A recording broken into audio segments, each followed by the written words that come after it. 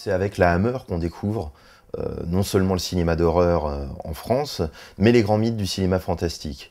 Alors il y avait déjà eu dans les années 30 un certain nombre de films, les Dracula, Frankenstein, produits par la Universal aux États-Unis, qui effectivement étaient arrivés en France à peu près en temps réel, mais tout ce pan de cinéma avait été oublié avec la guerre.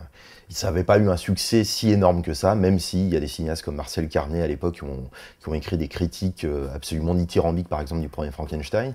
Mais bon, néanmoins, avec la guerre, tout ça, ça a été complètement oublié.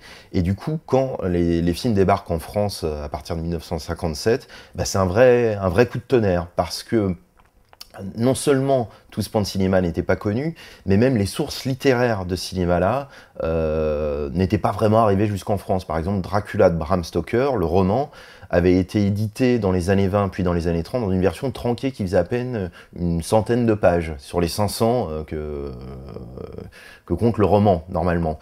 C'était pareil pour Frankenstein, il avait été édité je crois au début du siècle et puis voilà, pendant des années le livre était indisponible. Il a fallu attendre les films de la Hammer pour qu'à nouveau on s'intéresse à ce pan de littérature et qu'au début des années 60 voilà, les livres apparaissent enfin dans des éditions dignes de ce nom. Ce qui fait qu'en gros, le public français découvre Dracula, découvre Frankenstein, découvre le loup-garou, la momie, le fantôme de l'opéra, enfin pas le fantôme de l'opéra parce que ça c'est Gaston Leroux, mais découvre tous ces grands monstres, ces grands mythes via la Hammer. Donc c'est un vrai coup de tonnerre, effectivement.